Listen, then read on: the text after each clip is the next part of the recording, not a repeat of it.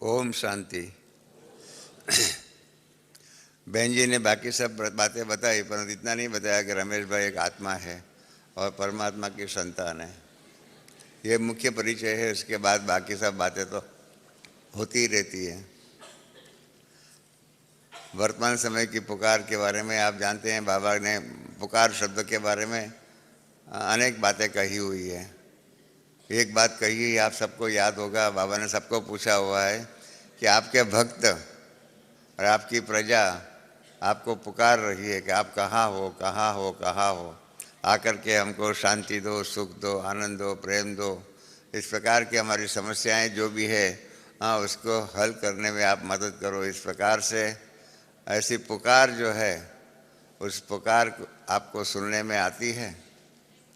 ये बाबा ने समस्त दैवी परिवार को पूछा हुआ है कि ऐसी पुकार आपके भक्त, आपके प्रजा आदि जो भी है, आपके संपर्क में आने वाले जो भी है, जिसके द्वारा, जो आपके द्वारा इस दैवी परिवार के अंदर या तो भक्त परिवार के अंदर जन्म लेने वाली है, इनकी पुकार सुनने में आती है।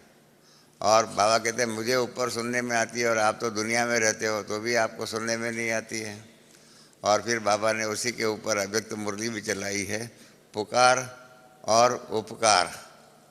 आपको याद होगा ये दो शब्द जो है, पुकार और उपकार के, जिन्होंने जो आपको पुकार रहे हैं उसके ऊपर उपकार करने की वृत्ति, उपकार करने की दृष्टि, उपकार करने की मन में संकल्प आदि आपके मन में आता है, ताकि आपके भक्त और आपकी प्रजा आपके द्वारा सुख शांति आनंद का अनुभव कर सके।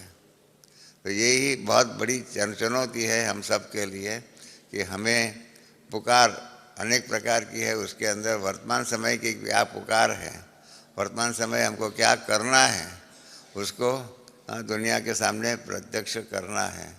और प्रत्यक्ष के साथ साथ अपने जीवन में भी उसके आधार पर परिवर्तन करना है।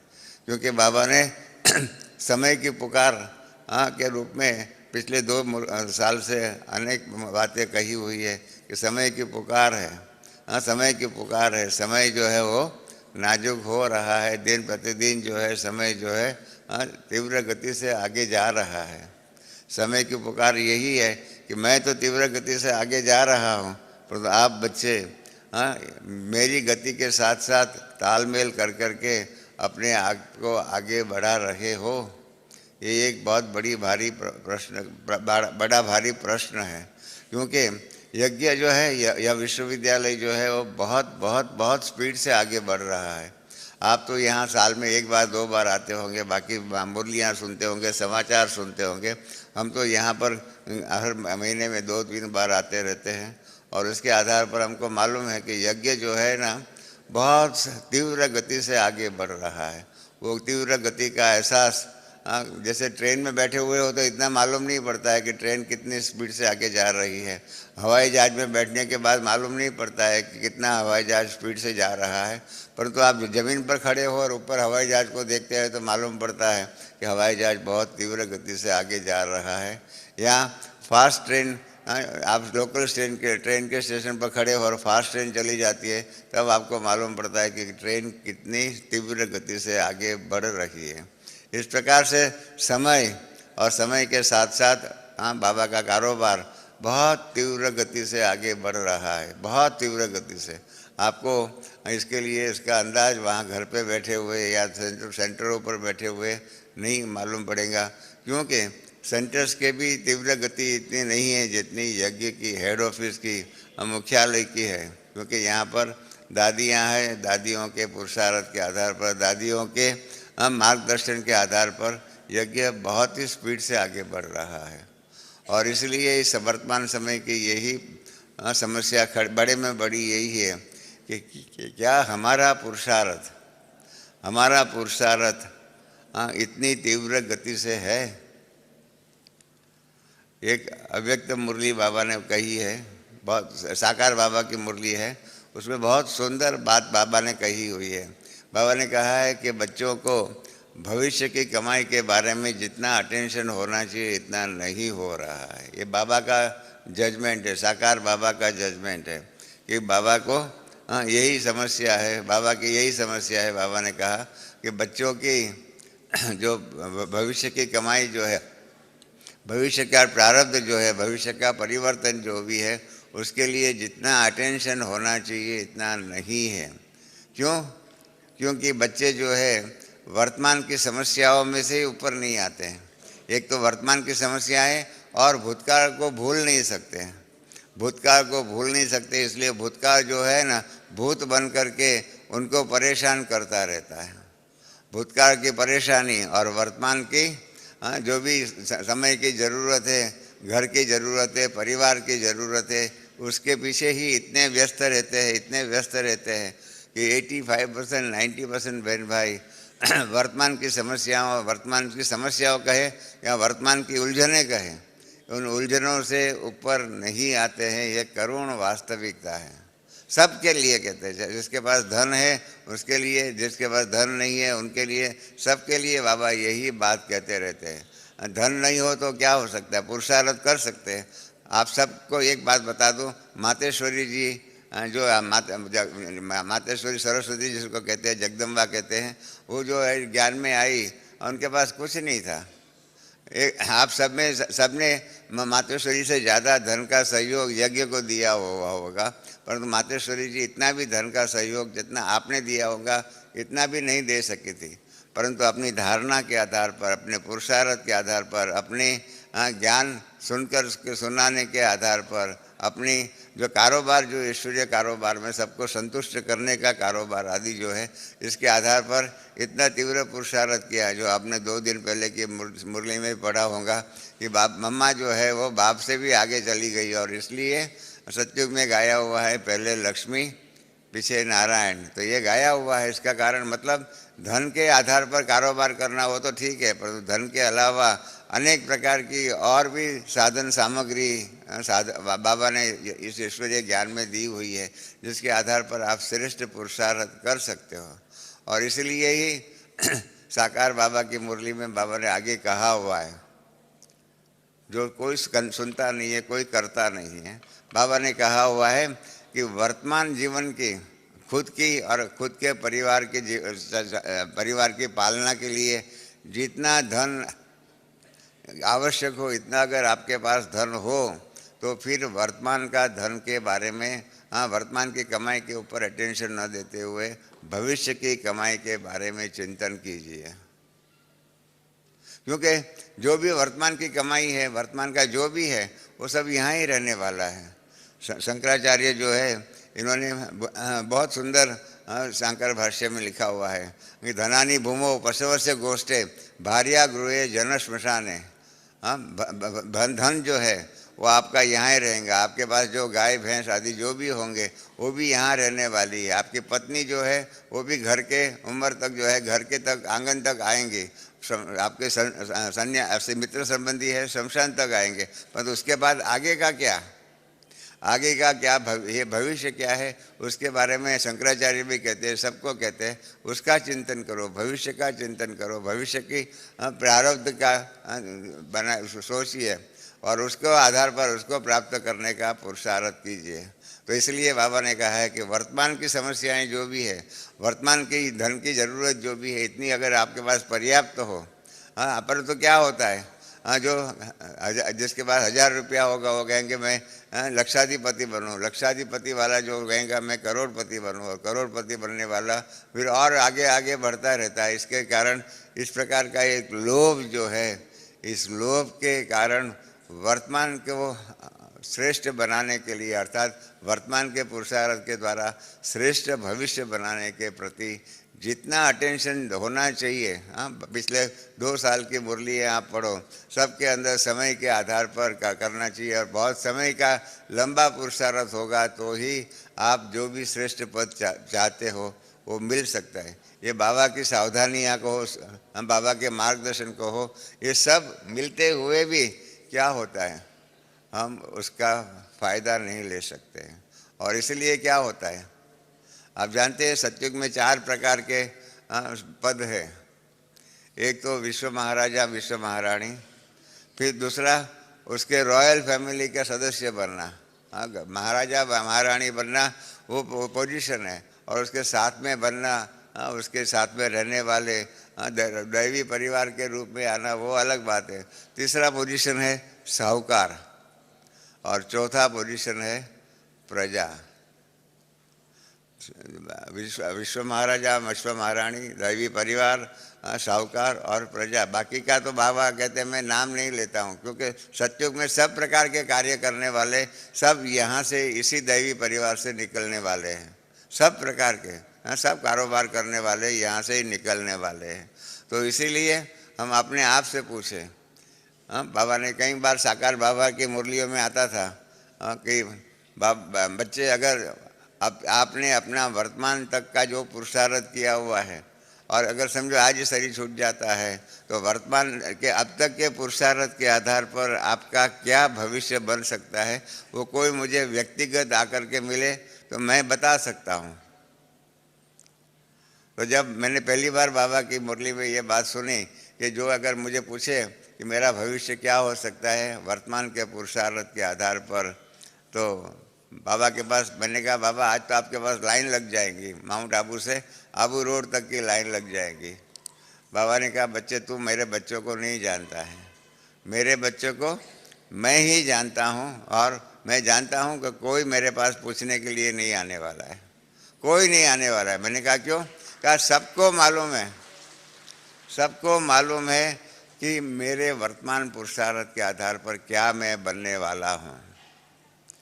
इसलिए मैं जब क्लास में, बाबा कहते थे कि मैं क्लास में पूछता हूँ कि लक्ष्मी नारायण बनेंगे या राम सीता बनेंगे, सब लक्ष्मी नारायण के लिए हाथ तो खड़ा करते हैं, पर तो कई सब अपने हाथ खड़ा करने के बाद अपना मुख जो है वो जा कर के आईने में जा कर के देखे तो सही, कि हम लायक है या नहीं। कि पीछे वो नारद की बात बाबा बताते थे, आपको मालूम होगा, नारद भी गया, लक्ष्मी का स्वयंवर होने वाला था, तो नारद जा रहा था, तो श्री नारायण ने पूछा कहाँ जा रहे हो? क्या लक्ष्मी को वरने के लिए जा रहा हूँ। तो बाबा ने, नारायण ने उनको कहा कि जरा अपना मुख जो है ना आईना में तो देख के आओ। आईना में देखने के लिए गया तो देखा तो अपना मुख तो बंदर जैसा था। तो फिर उसने सोचा कि मेरा मुख तो बंदर जैसा है, मुझे लक्ष्मी कैसे वरेंगी। ये तो एक सिंबॉलिक कथा है। हम सब अपने आप से पूछें, हाँ, कि हमारे वर्तमान के पुरुषार्थ के आधार पर क्या हम विश्व महाराजा बन सकते हैं, क्या हम रॉयल फैमिली के मेंबर्स बन सकते हैं, क्या हम साहूकार बन सकते हैं, या फिर प्रजा का प्रजा में ही रहेंगे, क्या होगा। और ये मालूम रहे वर्तमान की कमाई के आधार पर हमारा सारा ही भविष्य बन रहा है।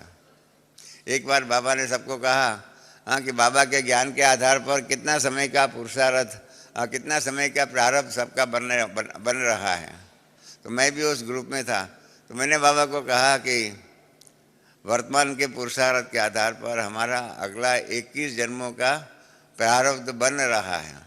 आप सब यही मानते हो ना कि वर्तमान के पुरुषार्थ के आधार पर हमारा 21 जन्मों का प्रारब्ध बन रहा है।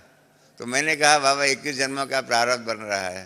तो बाबा ने मुझे कहा बच्चे सोच के बताओ, जवाब दो। मैंने कहा हाँ बाबा, सोच के जवाब देता हूँ कि हमारा भविष्य का 21 जन्मों का प्रारब्ध बनने वाला है। तो सीधा ही अब एक तो बाबा ने मुझे सवाल पूछा कि क्या द्वापर युग से पहले जन्म से आप भिखारी हो जाएंगे, भीख मांगने निकलेंगे क्या?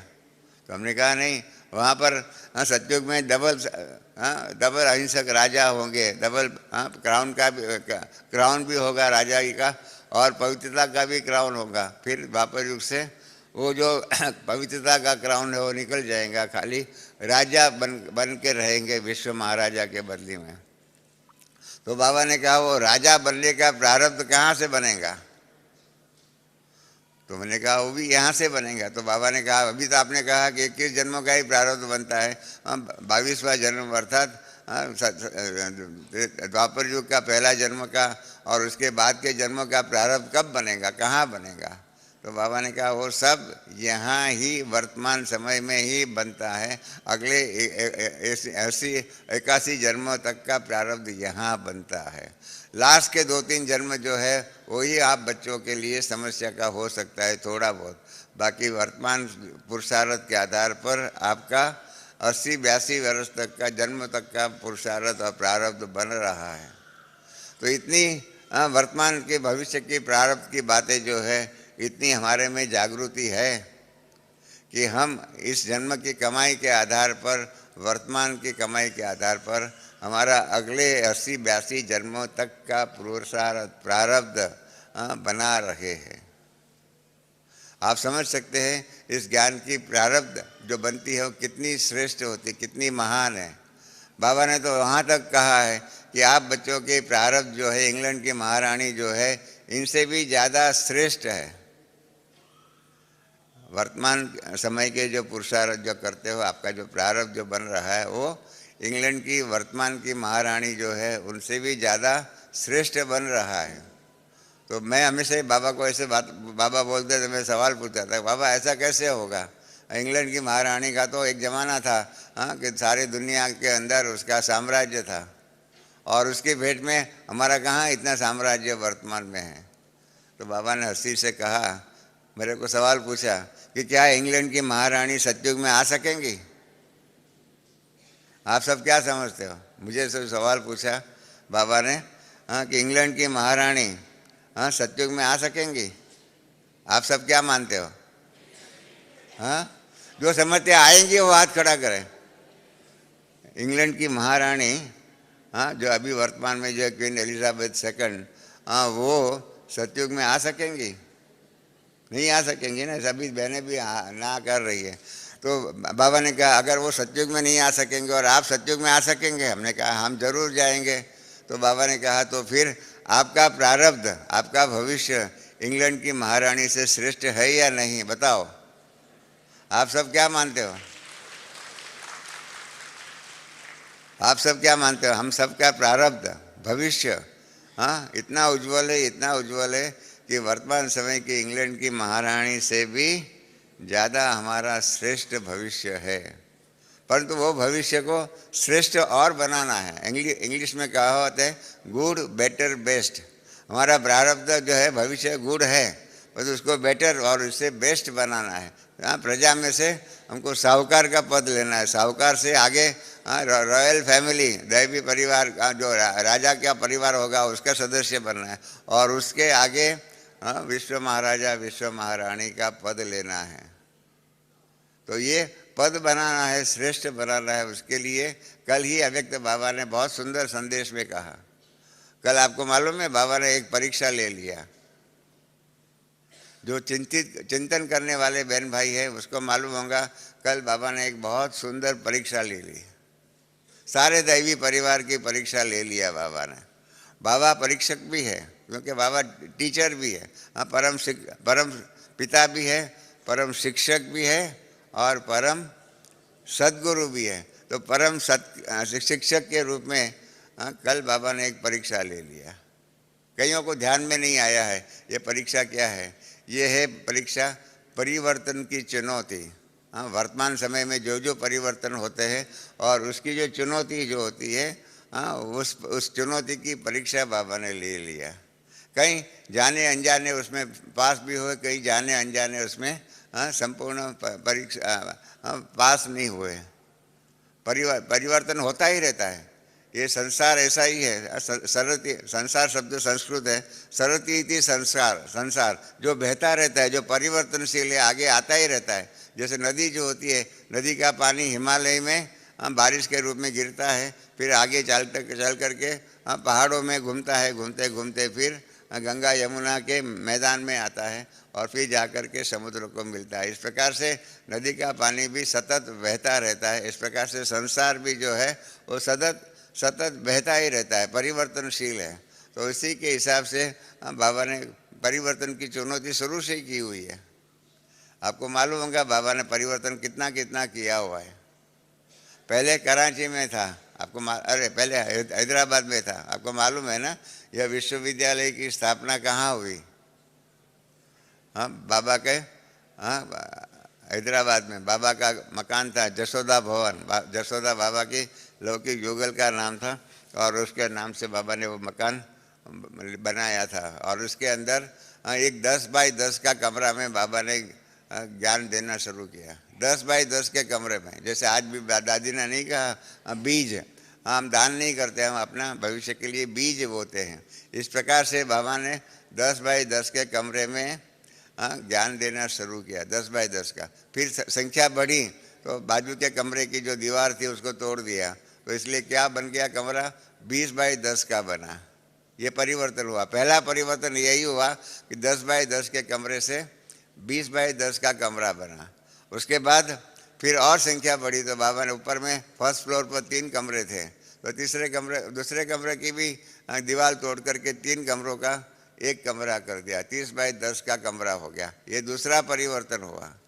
फिर संख्या और बढ़ गई तो क्या करे बाबा, तो बाबा ने क्या किया, जसोदा भवन के जो आंगन जो था, कंपाउंड जो था, उसके अंदर शतरंजी लगा करके वहाँ पर क्लास करना शुरू किया। आप सबने दादी प्रकाशमणि का अनुभव सुना हुआ होगा, जो पुराने बहन भाई बैठे हुए, और दादी ने यही बताया कि जब दादी बाबा के पास गई है पहली बार, तो बाबा कंपाउंड के अंदर ज्ञान सुना रहे थे। कंपाउंड के अंदर ही ओम शांति की धुनी बजती थी, और उस कंपाउंड के अंदर ही दादी ने जाकर के बैठे, और बैठे बैठे ही ध्यान में चले गए। सारे क्लास पूरा हो गया, सब चले गए।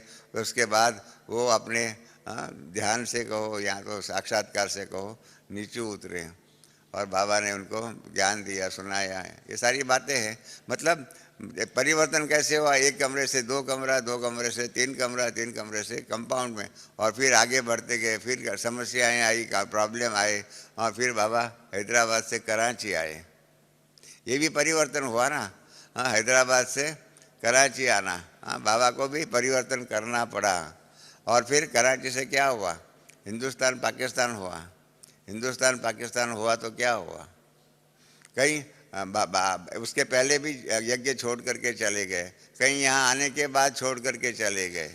इस प्रकार से बाबा हमेशा ही ये वृक्ष जो है ना, दैवी परिवार का वृक्ष, उसको हिलाता है, कहीं पत्ते जो है वो गिर जाते हैं। क्या क्या होता है, बाबा इस प्रकार से परिवर्तन के साथ साथ परीक्षा का भी कारोबार करते हैं। और फिर हैदराबाद से कराची, कराची से माउंट आबू आए। काफ़ी उसमें भी हलचल में आए। कहीं ऐसे हलचल में आते हैं, इसके कारण क्या होता है, बाबा का हाथ छोड़ करके चले जाते हैं। कहीं भारत में आने के बाद कहीं चले गए, कईयों ने जा कर के अनेक प्रकार के अपने कारोबार को आगे बढ़ाया, अनेक प्रकार का अपना कारोबार आगे बढ़ा करके आगे बढ़े। और इसके बाद क्या हुआ, यहाँ भी आने के बाद क्या हुआ, ब्रिज कोठी में पहले रहे, ब्रिज कोठी से और जगह पर है कि भरतपुर आउट कोठी, और दूसरा मकान जो है उसके अंदर कोटा हाउस में रहे। कोटा हाउस के बाद जो है पांडव भवन में आए। पांडव भवन में बहनें आने के लिए तैयार नहीं थी। पांडव भवन में बहनें आने के लिए तैयार नहीं थी। कहते थे ये तो घोड़े का तबेला है, क्योंकि राजा जो था ना उसके पास घोड़े बहुत थे। और जहाँ ऊपर में यीशु दादी की ऑफिस है ना, वहाँ पर घोड़े लोगों को पानी पीने के लिए वो रखा हुआ था, उसमें घोड़े आकर के पानी पीते थे। तो इसलिए ऐसे स्थान पर भी बाबा ने आकर के शिफ्ट किया। और उसके बाद क्या हुआ, पांडव भवन के अंदर भी वृद्धि होती रही। पहले हिस्ट्री हॉल बना, हिस्ट्री हॉल बन करके वो हुआ। उसके बाद और परिवर्तन हुआ, और क्या हुआ, मेडिटेशन हॉल बना। उसके बाद क्या हुआ, तो सामने जो है ओम शांति भवन बना, और उसके अंदर यूनिवर्सल पीस हॉल बन गया। ये परिवर्तन होता रहा। परिवर्तन होते के साथ संस्था बड़ी होती गई। और उसके बाद परिवर्तन क्या हुआ, दादी बाबा ने सभी बहनों को ईश्वरीय सेवा अर्थ देश में भेजे। कहीं अहमदाबाद गए, कहीं दिल्ली गए, कहीं बॉम्बे गए, कहीं बेंगलोर गए। इस प्रकार का परिवर्तन हुआ। और जो परिवर्तन के साथ साथ अपने में परिवर्तन लाते गए, वो आगे बढ़ते रहे। और जो नए परिवर्तन के साथ साथ तालमेल नहीं कर सके, और नए परिवर्तन की जो चुनौती जो थी, जो वो प्रश्न था, उसके साथ तालमेल नहीं कर सके, तो बाबा का हाथ छोड़ करके लौकिक दुनिया में चले गए। और जो साथ में रहे, इसका क्या हो गया, कोई हैदराबाद गए, इसके बढ़ते क्या हुआ, देखो दादियाँ बन गई। आज हमारी दादियाँ भी, मुख्य तो 3-4 दादियाँ ही रही है। बाकी हमारी दादी पुष्प शांता, ब्रिजेंद्रा दादी, ऑलराउंडर दादी, आदि जो भी हमारी गंगे दादी, उस प्रकार से सब दादियाँ जो है एडवांस पार्टी में चली गई। और इसके आधार पर क्या हुआ, बाबा ने और भी आगे कारोबार बढ़ाया। बाबा खुद अव्यक्त हो गए, मातेश्वरी भी खुद अव्यक्त हो गई, और फिर भी कारोबार बढ़ता रहा बढ़ता रहा।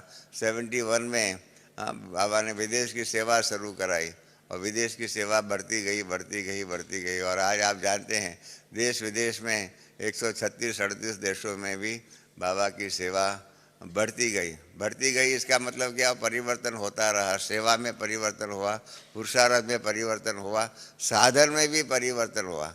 परंतु साधना में बाबा ने परिवर्तन नहीं किया। साधना यही है कि हमको श्रेष्ठ प्रारब्ध अपना बनाना है, ये हमारी साधना है, ये हमारा लक्ष्य, ये हमारा पुरुषार्थ है।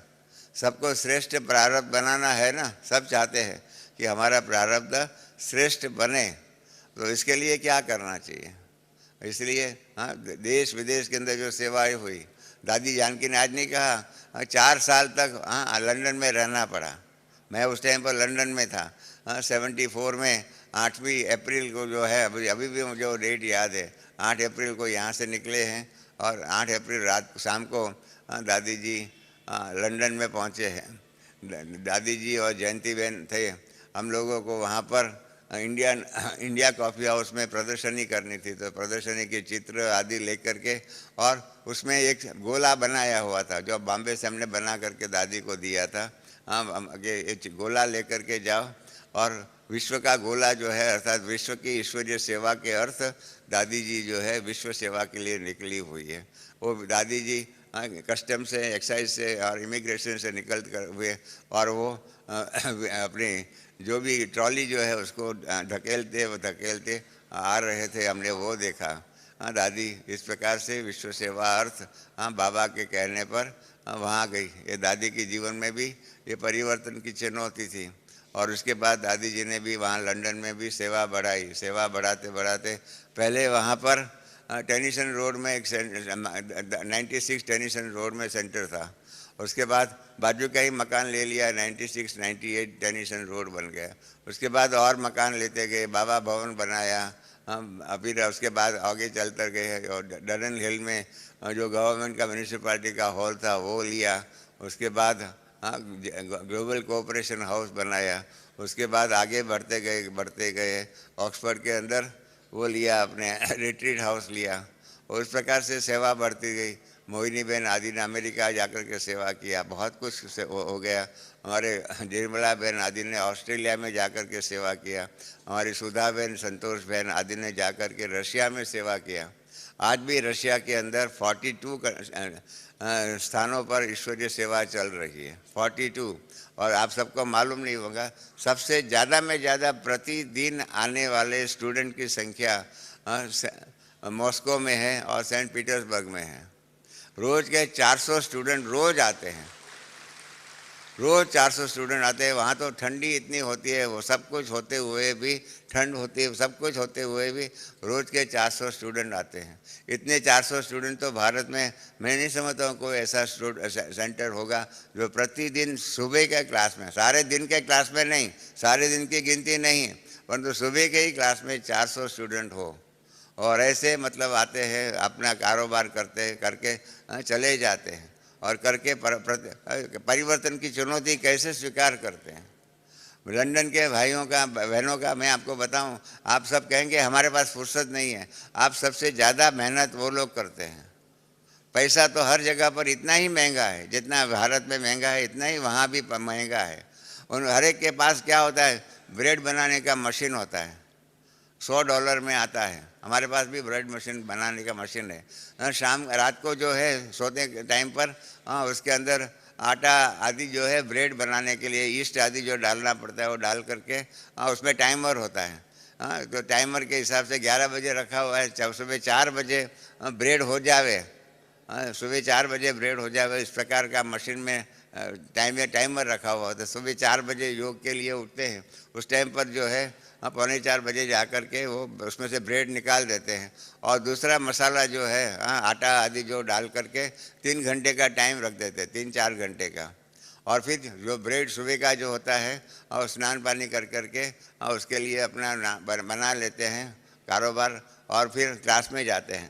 क्लास में जाकर के आते हैं, तब तक क्या होता है, जो बनाया हुआ है सुबह 4 बजे का ब्रेड है, उसके सैंडविच आदि बना लेते हैं और उसके आधार पर नाश्ता हो जाता है। और जो सुबह 4 बजे ब्रेड की बनाने की मशीन में आटा आदि डाला हुआ है, उसको 7 बजे 7:30 बजे घर पे जब गए तो वहाँ पर वो ब्रेड निकाल देते हैं, उसकी सैंडविच बना करके दोपहर के लंच के लिए घर ऑफिस में लेके जाते हैं। और जल्दी जल्दी वहाँ 8 बजे तो नौकरी पर पहुँचना पड़ता है। हिंदुस्तान में तो इतनी छुट्टियाँ मिलती है, इतनी वहाँ छुट्टियाँ नहीं होती है। हाँ, सारे साल में यहाँ हिंदुस्तान में नौकरी करते वाले को 1 महीने की छुट्टी मिलती है, वहाँ 15 दिन की छुट्टी मिलती है। और सुबह 8 बजे पहुँच जाना पड़ता है, और वहाँ पहुँच जाते हैं और फिर वो ब्रेड जो लेके जाते हैं ना, उसका दोपहर में लंच करते हैं। और सुबह 8 बजे जो ब्रेड निकाला उसके अंदर फिर आटा आदि डाल देते हैं, और फिर टाइम रख देते हैं शाम का 5 बजे का। तो जैसे ऑफिस से छूट करके घर पे आते हैं तो 5 बजे का जो ब्रेड जो है उसको निकाल देते हैं, और उसके आधार पर रात का डिनर करते हैं, और उसके अंदर फिर आटा डाल देते हैं। दूसरे दिन सुबह जो है 4 बजे मिल जावे और उसका नाश्ता करते हैं। इस प्रकार से इतना व्यस्त जीवन होते हुए भी, वहाँ का इतनी महंगाई वाले जीवन में होते हुए भी अपना पुरुषार्थ करते हैं, इतना पुरुषार्थ। और इनके लिए देखिए उनके वर्तमान की चुनौती कैसी है। भाषा अलग, भाषा अलग, अंग्रेजी भाषा यहाँ तो अलग प्रकार, कोई स्पेनिश, कई प्रकार की भाषाएं होती है। आपको मालूम होगा हमारे यहाँ पर भी इतनी भाषाओं का भाषांतर होता है। वहाँ पर भी इंग्लिश, फ्रेंच, जर्मन, स्पेनिश आदि आदि भाषाएं जो है, इन सब भाषाएं अलग, धर्म अलग, संस्कृति अलग, और उनके रहने करने की स्टाइल अलग, सब प्रकार की बातें अलग होते हुए भी बाबा के दैवी जीवन के आधार पर ब्राह्मण संस्कृति को अपना करके, ब्राह्मण जीवन को श्रेष्ठ जीवन समझ करके अपना जीवन का कारोबार करते हैं। हमारे लिए तो बहुत सहज है, क्योंकि हम यहाँ जानते हैं शिव कौन है, शंकर कौन है, कृष्ण कौन है, राधा कौन है, लक्ष्मी नारायण कौन है, राम सीता कौन है, हम सब जानते थे ना। ज्ञान में आए उसके पहले भी आपको इन सब का ज्ञान मालूम था। और ये विदेश के बहन भाइयों को कुछ मालूम नहीं था, शिव किसको कहते हैं मालूम नहीं था, कुमार किसको कहते हैं, कुमारी किसको कहते हैं वो भी मालूम नहीं था। हमारे पास कई विदेश के बहन भाइयों का पत्र आता है, कुमार कुमारी का डिफरेंस समझ में नहीं आता है, इसलिए लिखते हैं ब्रह्मा कुमारी रमेश भाई। बोलो, मैं समझ जाता हूँ, क्योंकि उनको कुमार और कुमारी के बीच में डिफरेंस समझ में नहीं आता है। एक विदेश के बहन ने मेरे को कहा कि अपने 8-10 साल पहले की बात है, उसने मुझे कहा कि अपनी संस्था के 2 हेड है, अपने विश्वविद्यालय के 2 हेड है। मैंने कहा अच्छा, बताओ कौन कौन 2 हेड है। तो कहा एक दादी कुमार का और एक दादी प्रकाश मणि। आपने समझा, एक दादी कुमार का और एक दादी प्रकाश मणि, ऐसे संस्था के 2 हेड है। मतलब भारत की बातों को तो यहाँ पर निक नेम दूसरा होता है। कुमार का दादी का नाम, कुमार का वो जो है बाबा ने लॉर्ड कोड में रखा हुआ है, प्रकाश मणि ऑफिशियल नाम है, वो मालूम विचारों को नहीं होता है, वो कहते 2 हेड्स हैं। ऐसी परिस्थिति में रहते हुए भी कितना सुंदर पुरुषार्थ करते हैं। अभी भी यहाँ पर पिछले टाइम 18 अक्टूबर को बाबा के मिलने के लिए उनका भी प्रोग्राम था, वो आए। हम तो कल की बाबा की परीक्षा में भारत के कई बच्चे फेल हो गए। कई बच्चे पहले कहते थे कि हमको ना बोलते थे कि हर बार नहीं आओ, क्योंकि यहाँ 15-20-25 हज़ार लोग आते हैं, इनको रहने का इतना प्रबंध नहीं है, हमको कई बार टेंट में रखना पड़ता है, ऐसे प्रोग्राम होते हैं। तो कहते हैं नहीं, हम बाबा की सीजन में हर बाबा के टर्न में आएंगे। ऐसा उनका दृढ़ संकल्प होता था। और कल क्या हो गया, कहीं जो है ना, जो रेगुलर आने वाले जो है ना आए नहीं, कि बाबा नहीं आने वाले इसलिए हम नहीं आते, बाबा नहीं आने वाला है इसलिए हम नहीं आते। और आप सब जो है बाबा नहीं आने वाले तो भी आप आ गए, आप सब पास हो गए, और जो नहीं आए वो फेल हो गए। ये मैंने कहा ना, बाबा सूक्ष्म परीक्षाएं लेते हैं। कईयों को मालूम नहीं था कि बाबा ने चलते चलते परीक्षा ले लिया। एक सेकंड की परीक्षा होती है। और आपको मालूम है बाबा ने एक अव्यक्त मुरली में कहा है, अंतिम परीक्षा एक सेकंड की होगी। एक सेकंड की परीक्षा में जो पास होंगे वो बिंदीधारी बनेंगे, और एक सेकंड की परीक्षा में जो फेल होंगे वो चिंदीधारी बनेंगे। ऐसी सूक्ष्म परीक्षाएं बाबा लेता है। और मैं बाबा को हमेशा ही कहता हूँ, बाबा माया परीक्षा लेती है, दुनिया वाले परीक्षा लेते हैं, बाकी सब परीक्षा लेते हैं, आप क्यों लेते हो? तो बाबा कहते हैं, बाबा ने बहुत सुंदर जवाब दिया कि आप बच्चे बाजार में मटका खरीदने के लिए जाते हैं ना, तो भी आप देखते टक टक करके देखते हैं। हाँ, टक टक करके देखते हैं कि उसमें से पानी बह तो नहीं जाएगा, उसमें कोई चिराग सुराग तो नहीं है। और इस प्रकार से एक मटका लेने में भी आप इतनी खातिरी करते हो, ध्यान रखते हो। तो मुझे तो आप बच्चों में से ही 21 जन्मों सत्युग की दुनिया के लिए विश्व महाराजा विश्व महारानी बनने वाले बच्चों को चुनना है। तो मैं क्यों परीक्षा नहीं लूँ? तो मैं भी परीक्षा लेता हूँ, बाबा की भी परीक्षा है। तो कल की परीक्षा के अंदर मैंने हंसते हंसते हंसते कहा, हमारे बॉम्बे से आज सुबह फ़ोन आया कि कल की परीक्षा में जो नियमित हम आएंगे, बाबा के हर समय पर आएंगे। आपको मालूम है कि बाबा ने 16 तारीख को 17 तारीख को बाबा ने संदेश भेजा था कि मैं आने वाला, मैं तो आने वाला हूँ, आप बच्चे हो गए या नहीं ये प्रश्न है। और बाबा ने कहा कि जो बच्चे आएंगे और जिन्हों को, और कल भी मुरली के अंदर जो है अव्यक्त मिलन मनाने की रीति के ऊपर बाबा की मुरली थी। आपको मालूम होगा राजस्थान के ग्रुप के साथ बाबा ने जो पुरानी मुरली रिपीट हुई। तो अव्यक्त मिलन मनाने की बाबा ने कहा, जिन्हों को अव्यक्त मिलन मनाने की हैबिट होगी, अभ्यास होगा, जो कर सकेंगे वो अव्यक्त मिलन मनाएंगे, तो मैं उनके साथ अव्यक्त मिलन अवश्य मनाऊँगा। तो क्या करें? हमारे कई बहन भाई जो है ना, अव्यक्त मिलन कैसे मनाया जाए उसकी विधि ही नहीं जानते थे। और इसके कारण क्या हुआ, कल जो है अगर बाबा तो आने वाले नहीं है तो इसलिए नहीं आओ। और जो आए उनके लिए क्या हुआ, बाबा ने संदेश जो भेजा गुलजार दादी के द्वारा, मैं लाया हूँ वो संदेश, हमको रात को मिल गया।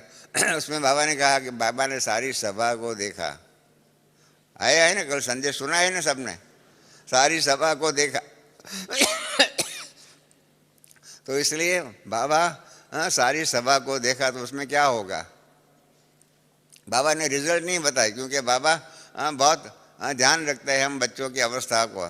तो इसलिए बताया नहीं बाबा ने कि जिस सभा में जो ऐसे हमेश के लिए कहते हैं हम महारथी है, हम हर एक सभा में आएंगे, हर मिलन के समय पर आएंगे, कहीं उसमें से नहीं थे। तो क्या हो गया होगा, जो सभा में नहीं थे और जो कहने वाले थे कि हम हर समय में आएंगे, हम मना करते थे। बाबा के मार्च महीने में 25-30 हज़ार लोग हो जाते हैं, उस टाइम पर हम कहते हैं जो रेगुलर आने वाले नहीं आवे।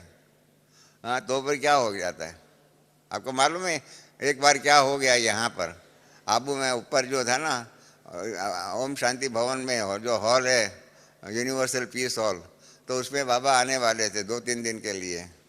तो पर तो बहुत लोग आने वाले थे, और उस टाइम पर हमारे पास इतनी रहने करने की जगह नहीं थी, रहने की जगह नहीं थी। तो दादी के कहने पर हम लोगों ने दादी के साथ राय करके हम सर्कुलर भेजा कि हम यहाँ पर बाबा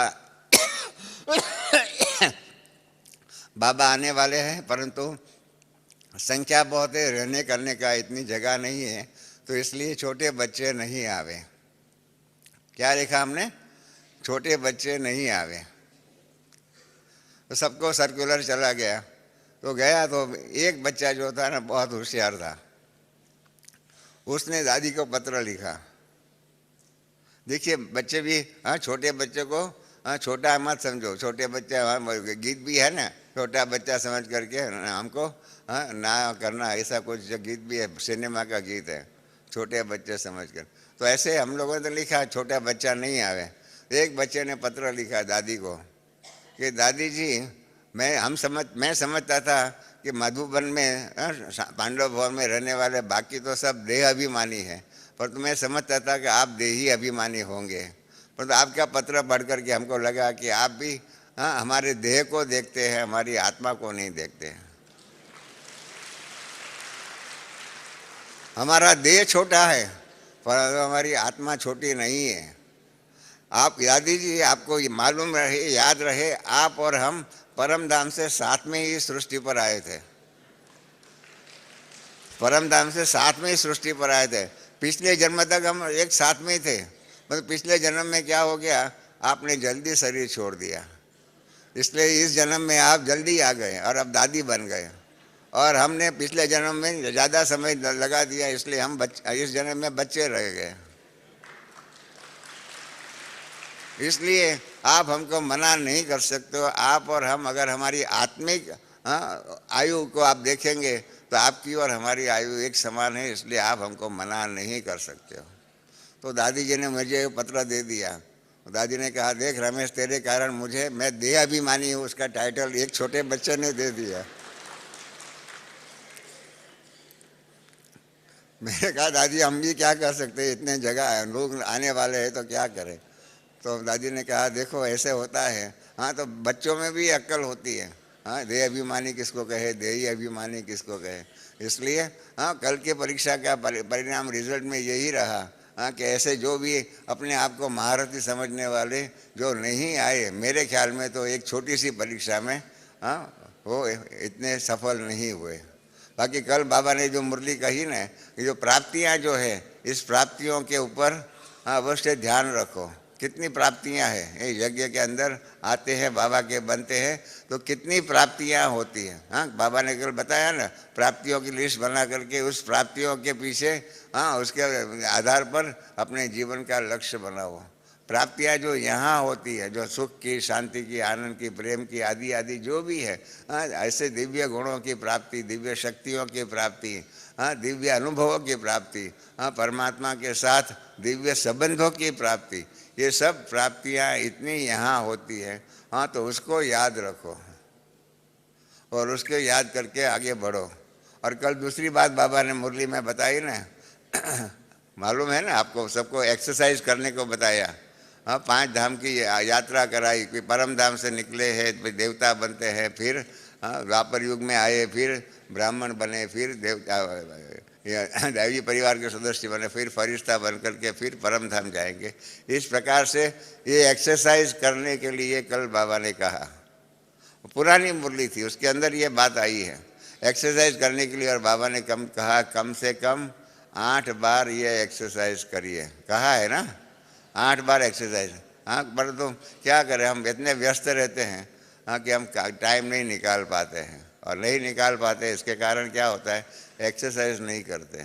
बाबा ने कहा शरीर की एक्सरसाइज सब करते हैं हाँ, परंतु मन की भी एक्सरसाइज है, मन को भी हाँ तंदुरुस्त रखना है, बुद्धि को भी तंदुरुस्त रखनी है। मन और बुद्धि के जो खुराक जो है, खाना जो है, वो मिलना ही चाहिए।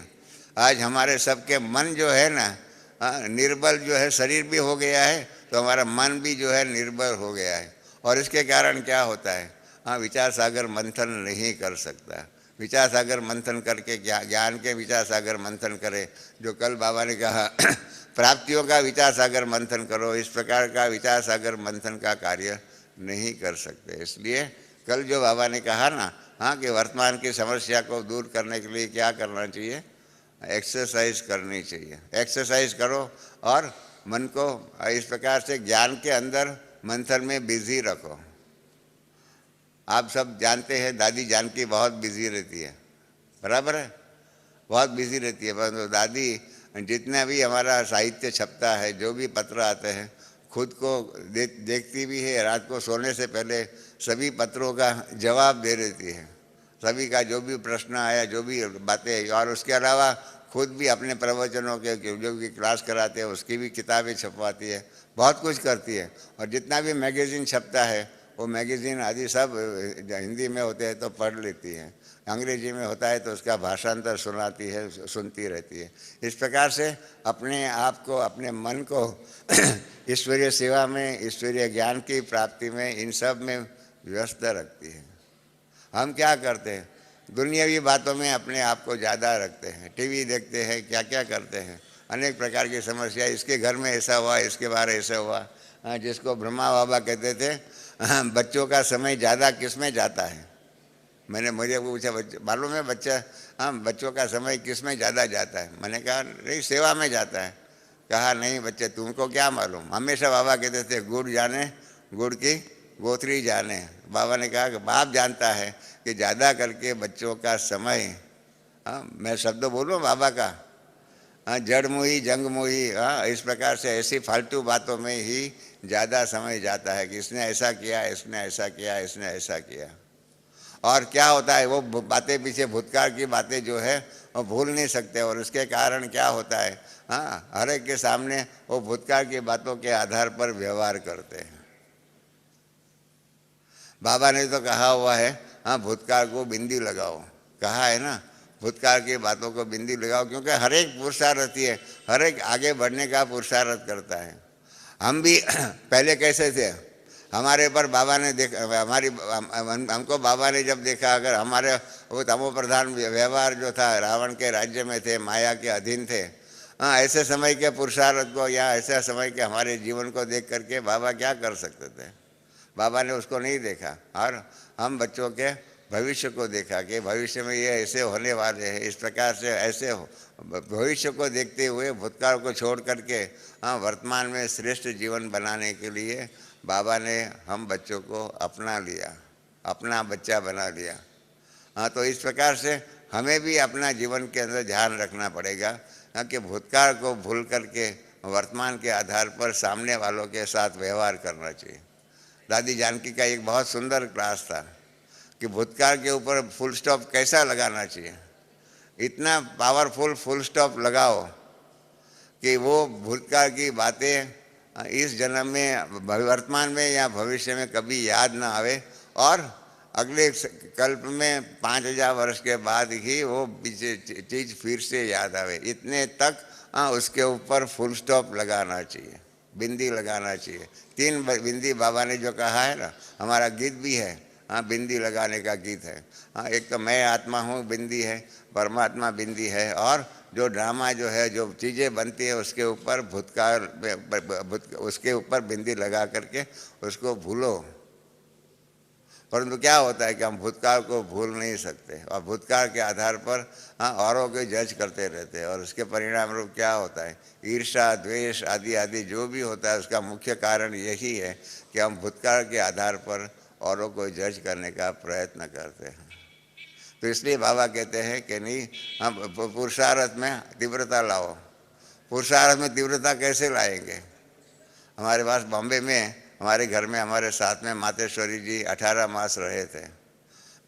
तो मैंने मातेश्वरी जी को पूछा कि आपके पहले भी और भी बहनें थी, हाँ यज्ञ चलता था, आपको मालूम होगा मम्मा को 7 दिन का कोर्स कराने वाली एक बहन थी, किकनी बहन करके थी। वो किकनी बहन जो थी वो मम्मा की टीचर थी, और मम्मा से पहले भी कई बहनें आ चुकी थी, और बाद में मम्मा आई।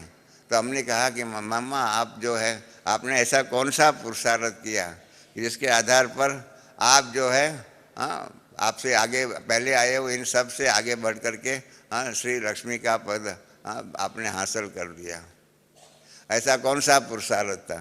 तो मम्मा ने कहा कि सोचने लगी, कहा सभी प्रकार का पुरुषार्थ था। हमने कहा नहीं, कौन सा ऐसा एक विशेष पुरुषार्थ बताओ कि जिस पुरुषार्थ के आधार पर आप इतने आगे बढ़ करके सबको ओवरटेक कर करके आगे चले गए।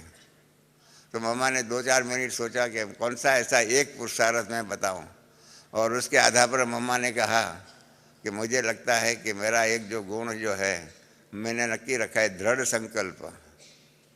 दृढ़ संकल्प करने का मैंने जो दृढ़ निश्चय किया है, और दृढ़ संकल्प के आधार पर क्या हुआ कि एक बाबा जो है, हम कराची में क्लिफ्टन पर रहते थे, और मातेश्वरी आदि सोल्जर बाज़ार में रहते थे। दोनों के बीच में डिस्टेंस था 4-5 माइल का। तो इसलिए बाबा रोज़ सोल्जर बाज़ार में रहने वालों को मिल नहीं सकते थे।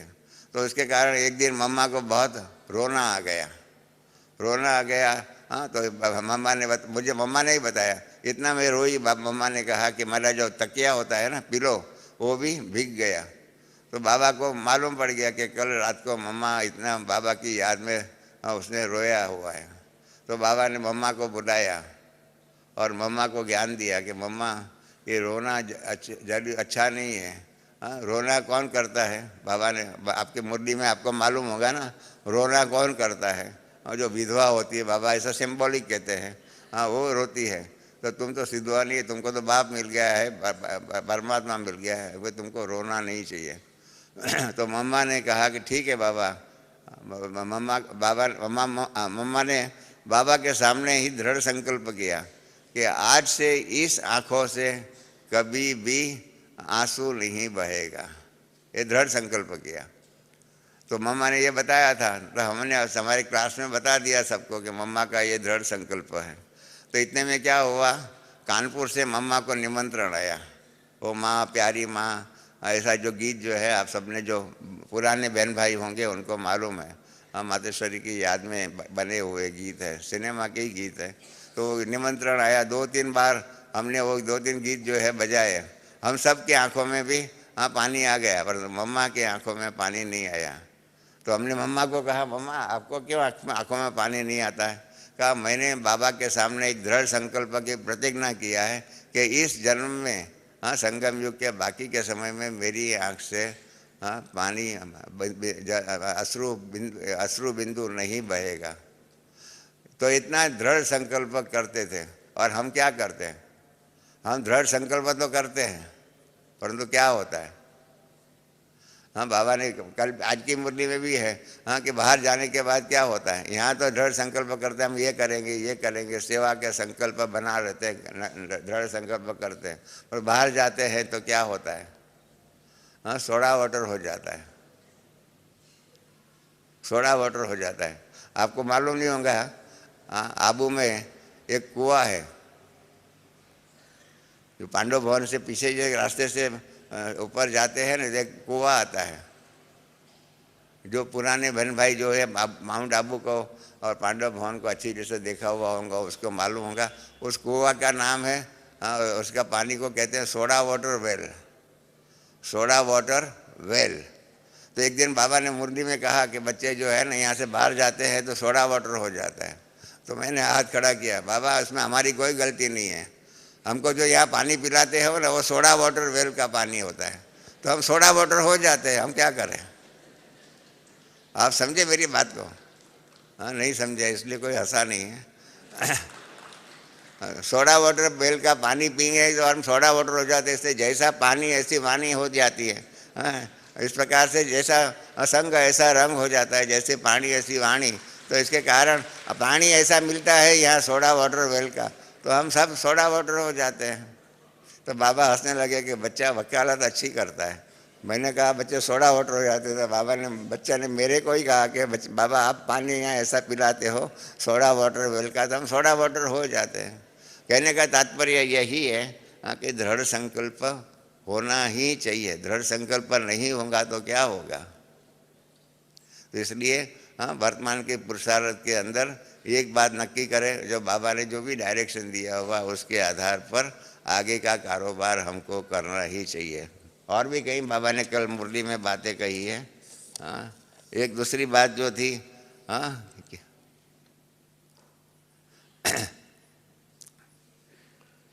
बाबा ने दूसरी बात जो कही है, एक्सरसाइज की बात कही, वो आप सबने नोट किया। और उसके साथ साथ दूसरी बात भी कही है कि जिस यज्ञ जो है जिस स्पीड से आगे बढ़ रहा है, और जो नए नए साधन यहाँ पर ईश्वरीय सेवा के मिलते हैं और साधना के भी मिलते हैं। जैसे फॉर एग्जांपल साधना के लिए नया शब्द बाबा ने पिछले साल बताया, ज्वालामुखी योग, याद है ना सबको? हाँ, ज्वालामुखी योग। हाँ, ज्वालामुखी योग की बाबा ने बात तो कही, पर कौन कौन करते होंगे, कितने करते होंगे? तो ये साधना में भी बाबा परिवर्तन कराते हैं। तो साधना में जो परिवर्तन कराते हैं उसके आधार पर हमको भी अपनी साधना में परिवर्तन करना चाहिए।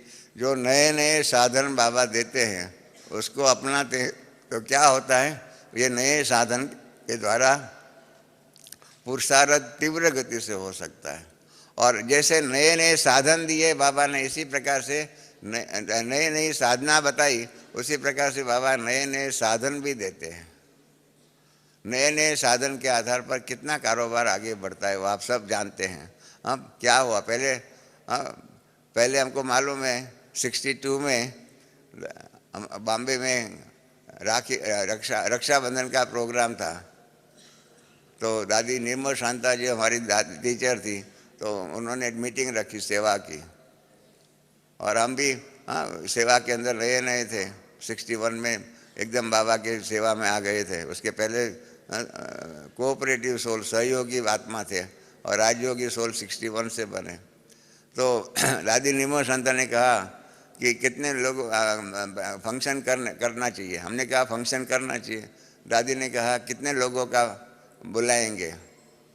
तो हमने कहा कि 5-7 हज़ार लोग होंगे, ऐसे बड़ा फंक्शन करें, 5-7 हज़ार लोग आएंगे, उसको एक साथ में संदेश दे देंगे। तो दादी निर्मल शांता ने कहा कि आपको मालूम है, अपने ज्ञान के प्रवचन में 2 से 3 भी नहीं होता है, 3-4 ही होते हैं। मैंने कहा वो भी मुझे मालूम है।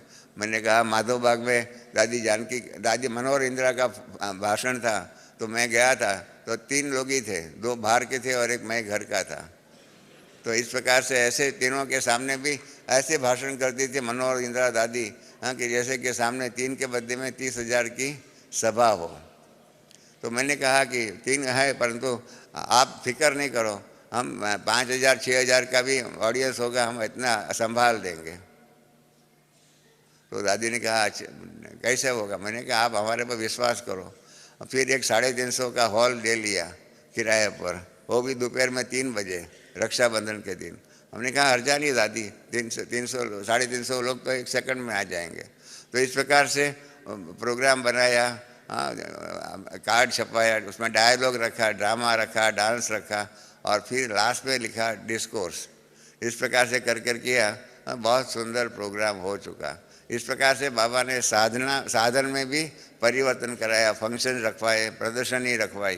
प्रदर्शनी के आधार पर आप जानते हैं, प्रदर्शनी के आधार पर स्लाइड शो निकला, उसके बाद मूवी कैमरा निकला, मूवी फिल्म निकली, राज्यों की फिल्म बनी। ऐसे ऐसे उसके आधार पर विदेश का निमंत्रण मिला, विदेश की सेवा शुरू हुई। इस प्रकार से साधनों के द्वारा सेवा बढ़ती रही, वो हकीकत है। और जिन बहन भाइयों ने नए नए साधनों का ईश्वरीय सेवा में उपयोग किया, उनके यहाँ सेवा बढ़ती रही। और जिन्होंने नए साधनों को अपनाया नहीं, इनके पास सेवा जो है ना वैसी की वैसी रही। कई सेंटर जो है एकदम आगे बढ़ गए, और कई जो है वहाँ के वहाँ ही रहे हुए हैं। जैसे कोल्हू का बेल होता है ना, वो वहाँ ही घूमता रहता है, वो आगे नहीं बढ़ता है। वहाँ प्रवृत्ति बहुत होती है, परंतु प्रगति नहीं होती है। हाँ, प्रश्न ये है हमारी प्रवृत्ति कितनी बढ़ी है वो नहीं, परंतु हमारी प्रगति कितनी हुई है, और प्रगति की रफ्तार क्या है, किस रफ्तार से हम आगे बढ़ रहे हैं। तो प्रदर्शनी बनी, विदेशों की सेवा शुरू हुई, विदेशों के आधार पर वैल्यूज़ के बारे में ज्ञान हुआ, वैल्यूज़ के बारे में रिट्रीट शुरू हुई, क्या क्या हुआ।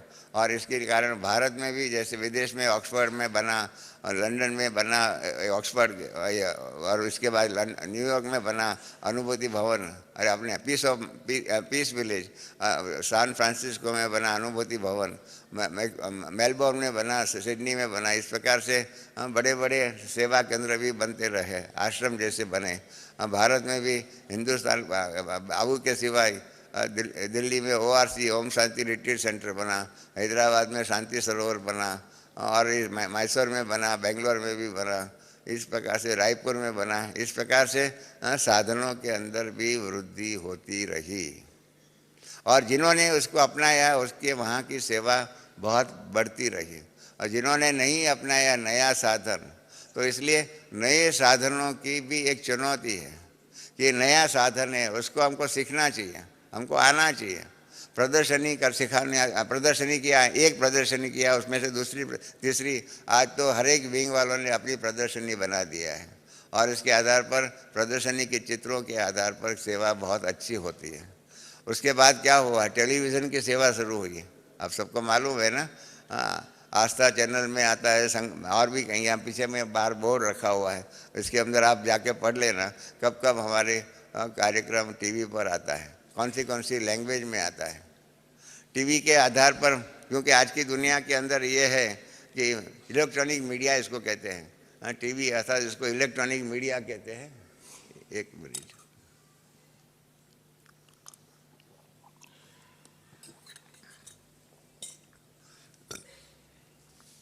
इलेक्ट्रॉनिक मीडिया के द्वारा सेवा करने का ये नया कारोबार शुरू हुआ है। और इसके अंदर जो जिस प्रकार की सेवा करते हैं आपको मालूम नहीं होगा।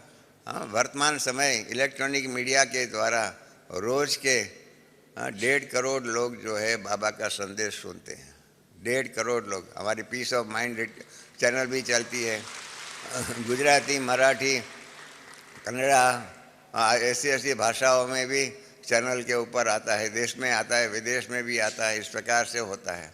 नए नए बहन भाई जो है इस चैनल के उपयोग के द्वारा उसके ऊपर भाषण कैसे किया जाए उसके बारे में, जैसे शिवानी बहन है, मराठी में अपनी बहनें जो है वो भी मराठी की भाषा की शिवानी बहन जैसी है, कन्नड़ा भाषा में है। ऐसे मतलब अनेक बहन भाई है तैयार हो गए हैं। और रोज़ के 1.5 करोड़ लोग, आप कोई एक व्यक्ति यहाँ बैठा हुआ है कि रोज़ एक दिन में 1.5 करोड़ लोग की सेवा करें। जो इलेक्ट्रॉनिक मीडिया में वो ताकत है कि आप क्या कहा हुआ जो है वो संदेश जो है रोज़ के 1.5 करोड़ लोग के पास पहुंच सकता है। तो इसी के कारण क्या हो गया, बाबा ने यहाँ पर स्टूडियो बनाने का कारोबार शुरू कराया। और बाबा ने पिछली 16 अक्टूबर को वो स्टूडियो बन गया, जिसका कारण लक्ष्य क्या रखा, हमारी मैनेजमेंट कमेटी ने लक्ष्य रखा कि अभी 1.5 करोड़ लोग रोज़ के बाबा का ज्ञान सुनते हैं। मैं आपको बता रहा था कि इस प्रकार से लक्ष्य रखा गया है कि अभी तक 1.5 करोड़ लोग रोज़ का बाबा का ज्ञान सुनते हैं।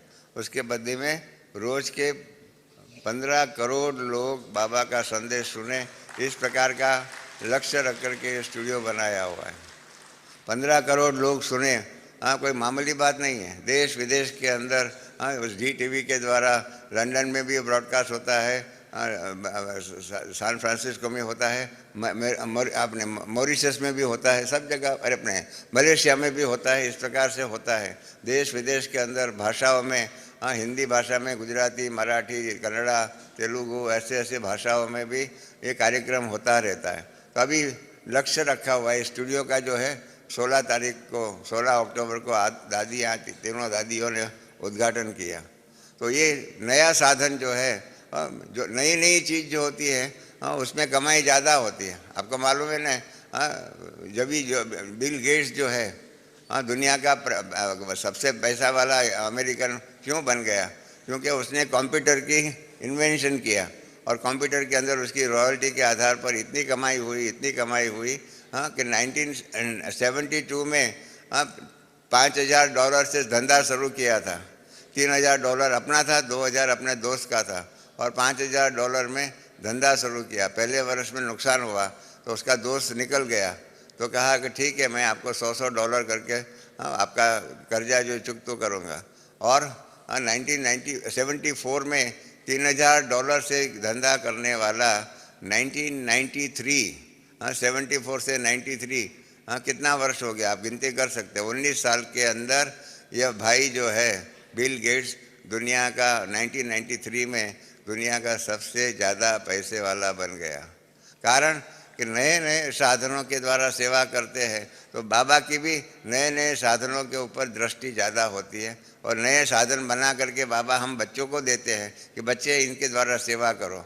छोटे बच्चे, माताएं यहाँ बैठी हुई है, घर में जाओ, पुराना खिलौना होता है तो बच्चा इतना नहीं खेलते, नया खिलौना बच्चों को दे दो। आप में भी सही कहीं है, माँ बाप बन करके रहे हुए हो, अनुभव किया होगा। नया खिलौना मिलता है तो बच्चे फौरन उसको स्वीकार कर लेते हैं, ऐसा होता है ना। तो इस प्रकार से नए साधनों के द्वारा साधना करना आसान होता है और नए साधनों के द्वारा सेवा जो है विहंग मार्ग से हो सकती है। और इसलिए ये इलेक्ट्रॉनिक मीडिया, ये प्रिंट मीडिया, ये सारी बातें जो है इतनी सुंदर बन गई हुई है। उसमें भी उसके द्वारा डिजिटल कैमरा, डिजिटल ये सारा कितना बदली हो गया। पहले ज़माने में जो कैमरा होता था ना, उसके अंदर फिल्म होती थी। जो कैमरा जानते होंगे, पहले फिल्म होती थी और फिल्म का रोल आता था, वो रोल निकाल करके फिर डेवलप करना पड़ता था, फिर प्रिंट निकालना पड़ता था, ये सब होता था। अब तो क्या हो गया, डिजिटल कैमरा हो गया है। इस कैमरा में फ़ोटो निकालो, कंप्यूटर में उसको स्टोर कर दो और कैमरा आगे बढ़ाते जाओ। आजकल क्या हो गया, जिनके पास मोबाइल फ़ोन है ना, वो सब कैमरामैन बन गए हैं, सब फोटो निकालते रहते हैं, फोटो निकालते रहते हैं। हाँ, कम से कम यहाँ जितने भी बैठे होंगे सबके कैमरा में, सबके मोबाइल में कैमरा होगा। कैमरा का उपयोग में कैसे लाया जाए, सेवा में कैसे उपयोग में लाया जाए, वो विधि नहीं जानते, इसलिए साधन होते हुए भी उनका सेवा में उपयोग नहीं ला सकते। और ये कैमरा हमारे पास जो स्टूडियो में जो है कैमरा वो ज़रा ज़्यादा अच्छा है। और उसके द्वारा आप सबको बताना चाहता हूँ कि 3 स्टूडियो है ऑडियो विजुअल, जिसके अंदर से टेलीविज़न में जब फिल्म आती है ना, प्रोग्राम आते हैं, इस प्रकार का बनाने का 3 स्टूडियो है। दुनिया के अंदर तो एक ही स्टूडियो होता है, वो भी मुश्किल से चलता है। हमारे यहाँ 3 स्टूडियो ऑडियो विजुअल का है और 1 स्टूडियो जो है ऑडियो का है, खाली गीत आदि को रिकॉर्ड करने का। जैसे आज आपने देखा भानु भाई ने गीत गाया, ऐसे सिंगल गीत गाने वाले जो होंगे उसके लिए भी गीत का वो है। ऊपर फिर 4थे मंजिल पर प्रीव्यू भी है कि जो शूटिंग हुआ, जो उसका कारोबार जो हुआ वो कैसे चलता है।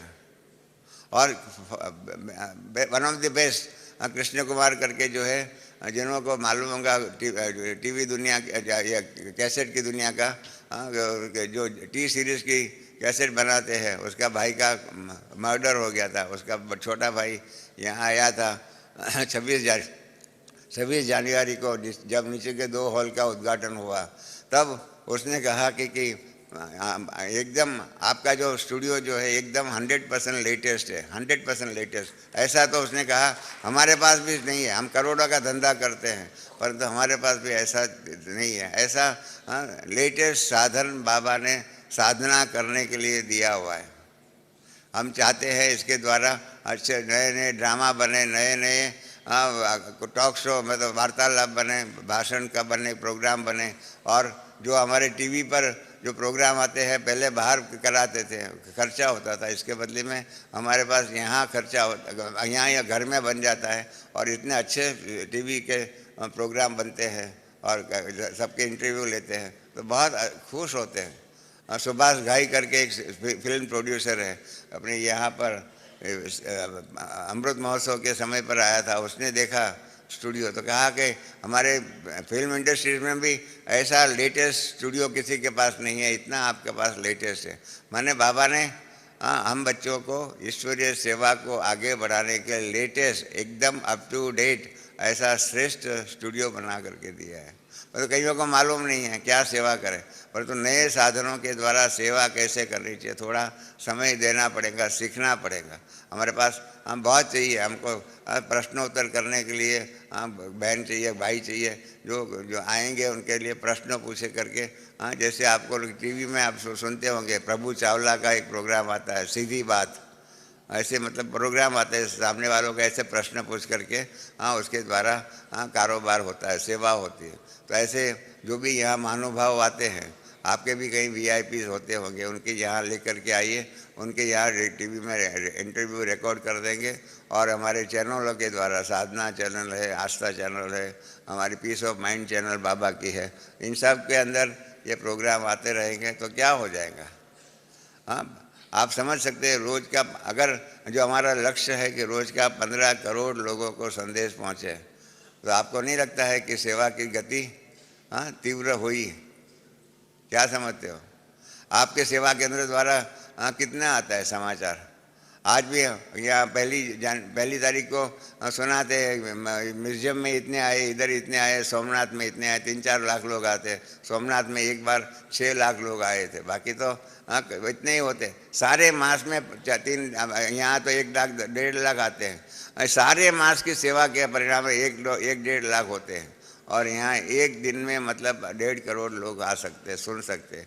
और उसके लिए ऐसे ऐसे श्रेष्ठ प्रोग्राम बन जाए तो क्या हो जाएगा। सेवा की गति जो है, पुरुषार्थ की गति जो है वो तीव्र बनेगी। और जो उसको निमित्त बनेंगे, आप जानते हैं ना भर्तृहरि, शास्त्रों में है भर्तृहरि कौन था? गंगा को ऊपर से शिरो सार्वम सर्वा प्रविशंति, मतलब गंगा जो है स्वर्ग में थी, वो स्वर्ग में से भर्तृहरि के जटा में आई, फिर वहाँ से फिर समुद्र में गई, जमीन पर गई और फिर जाकर के समुद्र को मिली। तो भर्तृहरि जो है उसने गंगा को लाया। इस प्रकार से ये ज्ञान गंगा जो है, हमारी ज्ञान गंगा जो है उसको दुनिया के अंदर भर्तृहरि बन करके फैलाना है। अब जितना जो ज़्यादा फैलाएंगे, क्योंकि बाबा ने कहा हुआ है कि सबको अपनी सतयुग त्रेता युग की प्रजा और द्वापर और कलयुग के अपने भक्तों का समय पर वर्तमान समय में ही निर्माण करना है। ऐसा नहीं है कि सतयुग में आपकी प्रजा बनेंगी, ऐसा नहीं है कि द्वापर युग में ही आपके भक्त बनेंगे। आपके भक्त आपकी यादगार के रूप में यहाँ से ही उसको बनाना पड़ेगा, यहाँ से ही उनको ज्ञान दे करके तैयार करना पड़ेगा। कईयों को भक्ति के अंदर श्रेष्ठ बनाना पड़ेगा, कईयों को ज्ञान के अंदर श्रेष्ठ बनाना पड़ेगा।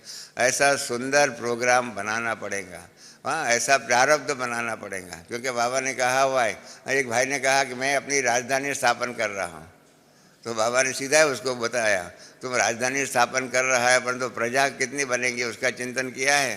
क्या बाबा वो तो आप बनाएंगे। तो बाबा ने कहा मुझे कोई राज नहीं करना है, मैं कोई सतयुग में आने वाला नहीं हूँ।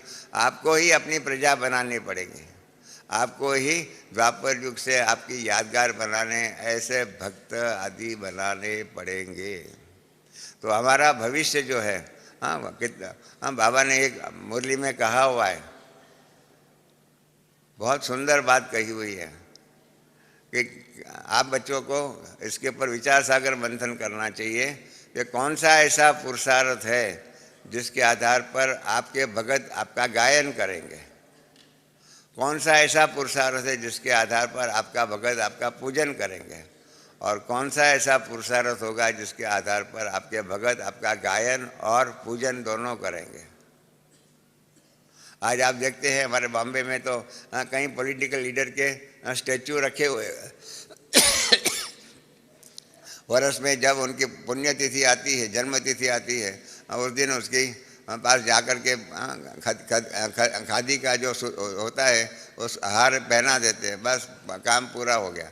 न उसका गायन होता है, न पूजन होता है। साल में एक बार वो जो स्टैचू होता है ना, उसका सफाई होती है, उसके ऊपर कौवे और कबूतर आदि बैठे हुए होते हैं, उसका जो भी कचरा पड़ा हुआ होता है साल में एक बार सफाई होती है।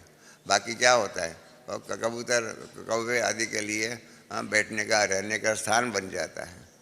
तो ऐसे दुनिया वाले के स्टैचू ऐसे होता है, और हमारे स्टैचू कैसे होंगे? हम बाबा ने मुरली में कहा हुआ है कि आपका हर स्टैचू, आप सुबह उठते हैं तो उसके उठने का भी दर्शन अलग प्रकार का, उसको मंगला का दर्शन कहते हैं। फिर भोजन का, फिर स्नान का, ये सारे एक प्रकार का सारे दिन की जो आपकी दिनचर्या है वो सारी दिनचर्या का आपका गायन होता है, आपका पूजन होता है। कहाँ हमारा गायन और पूजन और कहाँ आज के नेताओं का गायन और पूजन है। तो इस प्रकार से हमारा भविष्य का निर्माण जो है हमारा ही कहीं काम बनना करेगा।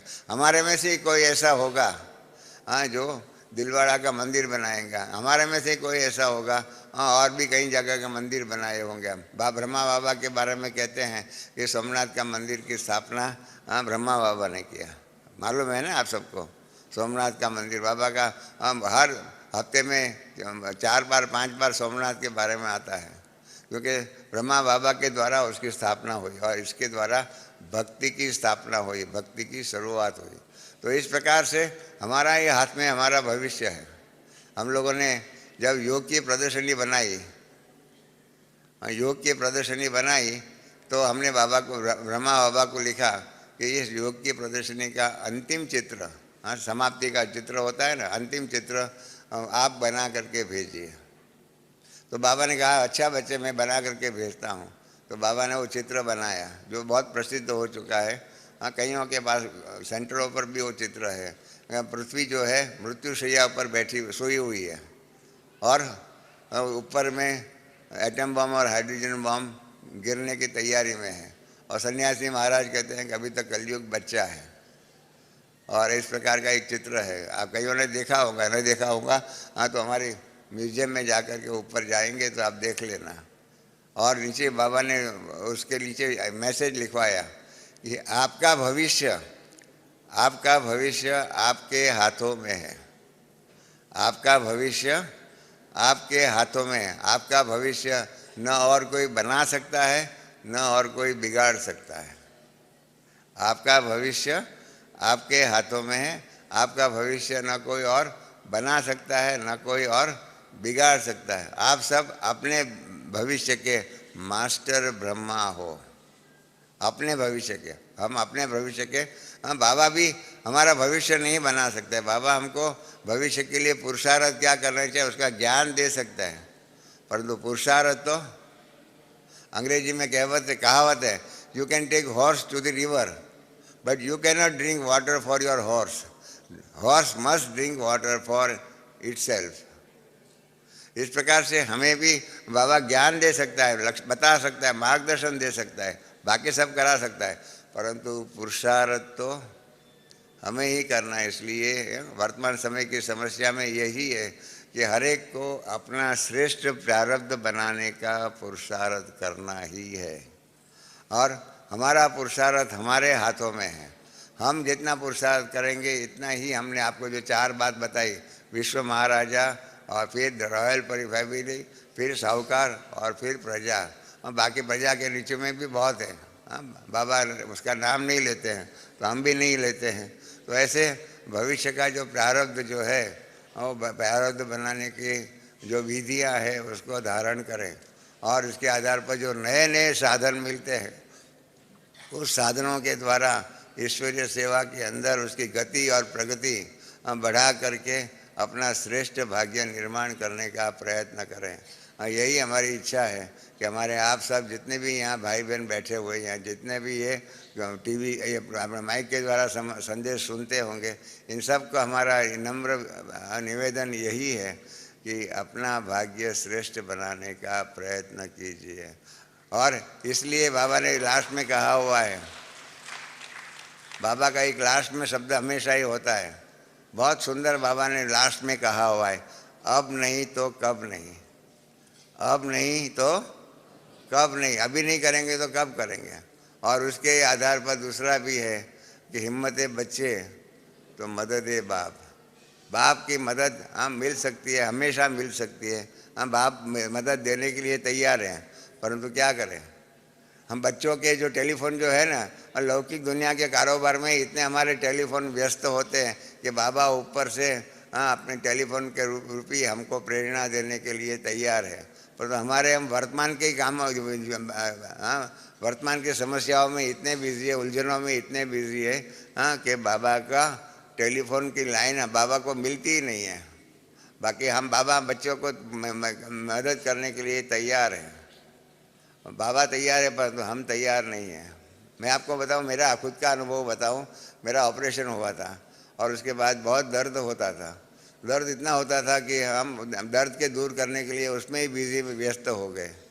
इतने में शील दादी आई 2-3 घंटे के बाद, तो हमने शील दादी को कहा बाबा से संदेश पूछो कि मैं मेरे को दर्द बहुत होता है, क्या करूं। तो शील दादी वहाँ हॉस्पिटल में ही बाबा के पास गई, तो बाबा ने बहुत सुंदर एक बात कही कि बच्चे को कहो कि बाप तो मदद करने लिए तैयार है, पर तो बच्चा जो है ना दुख होता है, पीड़ा होती है, पेन होता है, इन सब बातों में ही इतना व्यस्त था कि बाप उसको मदद करना चाहता था, पर बाप की मदद बच्चे तक पहुंचती नहीं थी। इसी प्रकार से हम सबका यही है, ये मेरा अनुभव आपको शेयर कर रहा हूँ। इस प्रकार से सबका अनुभव यही है कि बाप आपको मदद करने लिए तैयार है, परंतु आप मदद स्वीकार करने के लिए तैयार नहीं हैं। आपकी टेलीफोन लाइन जो है ना वो और सब बातों में व्यस्त होती है। इसके कारण क्या होता है कि बाप का संदेश जो है, बाप का प्रेरणाएँ जो है, बाप जो चाहते हैं वो विचारधारा आप तक नहीं पहुंचती है। इसलिए जितना बाबा ने जो कल बताया ना, हम मन को स्वच्छ रखो, शुद्ध रखो, बुद्धि को स्वच्छ शुद्ध रखो, और हमारी मन और बुद्धि की लाइन क्लियर रखो, तो बाबा के प्रेरणाओं का, बाबा की मदद का आपको अनुभव हो सकता है। और जिन्हों को बाबा की मदद का अनुभव होगा उसको भी मालूम पड़ेगा कि बाबा की मदद क्या है। हमको दुनिया की सबकी मदद मालूम है, पैसे की मदद क्या हो सकती है वो मालूम है, नौकरी की मदद क्या हो सकती है वो मालूम है, हाँ, अन्न खाते हैं उसकी क्या मदद मिलती है वो मालूम है, परंतु परमात्म शक्ति की क्या मदद हो सकती है और उस शक्ति की मूल्य क्या है वो हमें मालूम नहीं है, क्योंकि इसका अनुभव नहीं है। कारण यही है कि हमने उस अनुभव के लिए पुरुषार्थ ही नहीं किया हुआ है। बाबा इसलिए पिछली साल की मुरलियों में कहा है कि बच्चों को अभी अनुभूति करने और कराने की सेवा करनी है। तो अनुभूति करने और कराने की सेवा, कल भी बाबा ने दूसरी बात भी कही सबको, हाँ, ये जो राजस्थान की कनेक्शन की मुरली थी उसमें, हाँ, कि वारिस क्वालिटी और मालूम है ना, वारिस क्वालिटी और माइक क्वालिटी बच्चों का निर्माण करना। हम क्या हो गया है, साधारण सेवा में इतने बिजी हो गए, इतने बिजी हो गए कि जो बाबा का डायरेक्शन जो होता है क्वालिटी वाली सेवा करने के लिए इतना समय नहीं निकालते हैं। क्वांटिटी की सेवा करने में अभी फिर भी समय निकाल देते हैं, परंतु क्वालिटी की सेवा करने के लिए समय नहीं निकालते हैं। बाबा ने कहा हुआ है कि ऐसे वारिस क्वालिटी या तो माइक क्वालिटी बच्चों का गुलदस्ता बना करके यहाँ लेके आओ।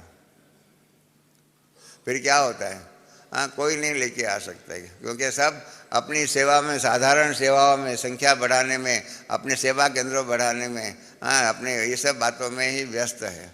और इसके कारण क्या होता है कि बाबा का जो डायरेक्शन जो है कि जो क्वालिटी की सेवा करो, हाँ, माइक क्वालिटी और वारिस क्वालिटी, ऐसे बच्चों का निर्माण करना, ऐसे बच्चों को आगे बढ़ाना, वो करने के लिए हमारे पास फुर्सत नहीं है, क्योंकि हम क्वालिटी की सेवा नहीं करते, क्वांटिटी की सेवा करते हैं। तो इसलिए जो जो बाबा की करंट डायरेक्शंस जो है पुरुषार्थ की, जीवन को श्रेष्ठ बनाने की, ऐसी बातों का पुरुषार्थ कीजिए। और ऐसा पुरुषार्थ करेंगे तो ही सत्युग की दुनिया में श्रेष्ठ पद मिल सकता है। बाकी क्या है, हाँ, खाली मन में सोचेंगे तो ऐसे कि अपना आपका श्रेष्ठ भविष्य नहीं बनने वाला है। आपको श्रेष्ठ भविष्य बनाना हो तो श्रेष्ठ पुरुषार्थ आपको ही करना होगा। इसलिए अपना पुरुषार्थ आप खुद करो और आप शिव बाबा की मदद का अनुभव करो और उस अनुभूति के द्वारा सेवा को आगे बढ़ाओ। सब प्रकार के बहन भाई कर सकते हैं, घर गृहस्थ में रहने वाले भी कर सकते हैं, आगे बढ़ सकते हैं। ऐसा नहीं है कि समर्पित जीवन होता है तो हम आगे बढ़ें, ऐसा नहीं है। घर गृहस्थ में रहते हुए भी आगे बढ़ सकते हैं, कारोबार कर सकते हैं। मैं आपके सामने सन्मुख बैठा हुआ, मैं घर गृहस्थ में ही रहता हूँ और घर गृहस्थ में रहते हुए भी ईश्वरीय सेवा के अंदर जो आपको हमारी बहन जी ने बताया, इस प्रकार की अनेक प्रकार की सेवाओं में व्यस्त रहता हूँ, सेवा में मददगार रहता हूँ। दादी दीदी जो भी कहते हैं उसको करने में, बाबा जो भी कहते हैं उसके करने में लगा हुआ रहता हूँ। तो ऐसा नहीं है कि घर गृहस्थ में रहने वाले सेवा नहीं कर सकते, आगे नहीं बढ़ सकते। आप भी बढ़ सकते हो, सब बढ़ सकते हैं। और इसीलिए बाबा कहते हैं कि गृहस्थ जीवन में ही रहते हुए भी कमल पुष्प समान जीवन बना करके, पवित्र जीवन बना करके श्रेष्ठ पद का पुरुषार्थ कर सकते हैं।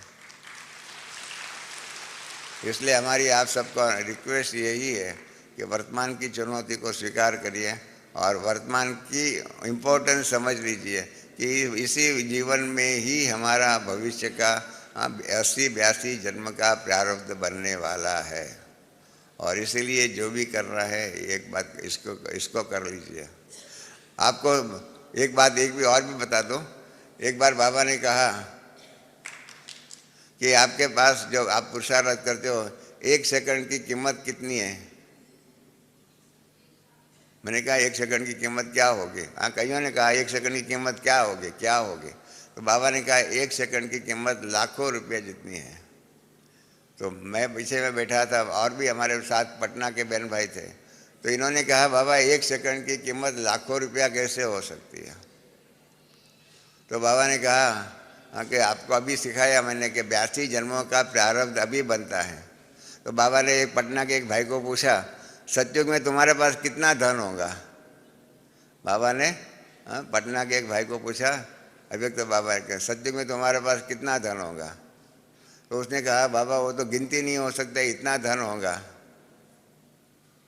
तो इतना धन होगा जिसकी गिनती नहीं कर सकते। ऐसा 21 जन्म सतयुग त्रेता का, और इसके बाद द्वापर से भी होगा, राजा तो बनेंगे, विश्व महाराज जैसे राजा बन जाएंगे।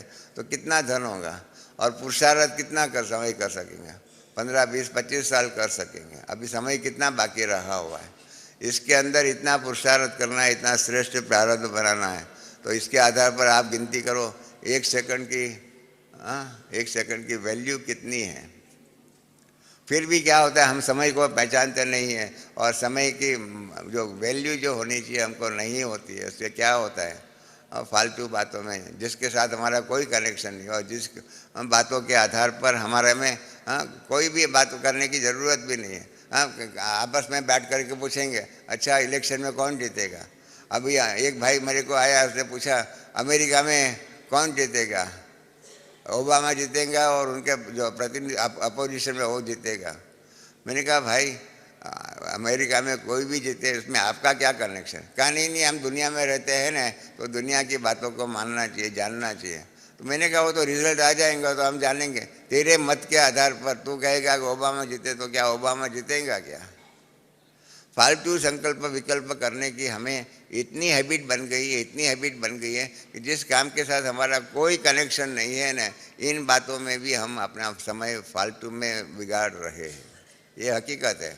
इंग्लैंड का होगा, इधर क्या होगा, मनमोहन सिंह के इलेक्शन में क्या होगा, क्या होगा। इस प्रकार से फालतू चिंतन जिसको कहते हैं विचार सागर मंथन के अंदर, इस प्रकार से पानी का दो प्रकार के मंथन होते हैं। एक जो है दही होता है, उसको मंथन करेंगे तो मक्खन निकलेगा, और पानी का होगा मंथन करेंगे तो क्या होगा, पानी का पानी ही रहेगा। इस प्रकार से हमारे विचार सागर मंथन में हम पानी का मंथन ज़्यादा करते हैं, और इसके कारण क्या होता है, मक्खन नहीं मिलता है। और मक्खन नहीं मिलता है, इसके कारण क्या होता है, कई पुरुषार्थ के अंदर थक जाते हैं। थकावट इसलिए आती है क्योंकि फालतू संकल्प विकल्प में हम अपना समय बर्बाद करते हैं। इसके बदले में फालतू संकल्प विकल्प छोड़ दो, जिसके साथ हमारा कनेक्शन नहीं है, उस बातों के कनेक्शन में क्या फ़ायदा। मैंने उस भाई को बहुत समझाया कि इंग्लैंड के अमेरिका के अंदर ओबामा जीते कि दूसरा जीते, उसमें आपको क्या फ़र्क पड़ता है। कहा नहीं रमेश भाई, दुनिया में रहते तो सब कुछ जानना तो चाहिए ना। तो मैंने कहा ईश्वरीय परिवार में रहते हो तो ईश्वरीय परिवार की बातें सब जानो ना। हमने उनसे पूछा जितना यज्ञ का लिटरेचर छपता है वो पढ़ा हुआ है। कहा नहीं पढ़ा हुआ है। तो मैंने कहा जिस दुनिया में रहते हो उसको तो पढ़ो, उसका तो लिटरेचर पढ़ो। अमेरिका का लिटरेचर पढ़ करके कौन जीतेगा, क्या करेंगे, इसके क्या फ़ायदा। इसके बदले में बाबा का ज्ञान का लिटरेचर पढ़ेंगे, ज्ञानामृत पढ़िए, वर्ल्ड रिन्यूअल पढ़िए, ये सब बातों को पढ़िए। मैं ऐसा नहीं समझता हूँ यहाँ कोई भी भाई बहन ऐसा बैठा होगा कि जिसने यज्ञ की जितना भी साहित्य छपा हुआ है वो सब पढ़ा हुआ होगा। हमने कई बार हमारे सेवा केंद्रों को कहा हुआ है कि हर एक सेंटर के ऊपर लाइब्रेरी होनी चाहिए, हर एक सेंटर पर ऊपर ज्ञान के किताबों की लाइब्रेरी होनी चाहिए। और आप एक किताब लेके जाओ, 2-4 दिन के बाद पढ़ करके वापस तो दूसरी लो, तीसरी लो। इस प्रकार से ज्ञान के सभी किताबों को पढ़ना आपको ज़रूरी है। आपको मालूम नहीं होगा हमारे विदेश के बहन भाई कितना पुरुषार्थ करते हैं। मैं मलेशिया में गया था। मलेशिया में यहाँ के दादियों का, बड़े भाई बहनों का जो भी क्लासेस थे उसकी कैसेट 400 कैसेट थी मलेशिया में, हिंदी भाषा की। और हमारे हिंदुस्तान के अंदर सेंटरों के बजा कर के देखो तो क्या होता है, 400 कैसेट किसी के पास होगी। हिंदुस्तान के अंदर हिंदुस्तान के दादियाँ, दीदियाँ, भाभी, अपने बाबा की मुरलियाँ जो है, या तो बड़े भाई बहन जैसे और भी जो है, उन सब के क्लासेस की 400 कैसेट थी। हमने कहा क्या करते हैं, क्या है वो लेके जाते हैं, सुनते हैं। गीतों की सबके पास होनी चाहिए।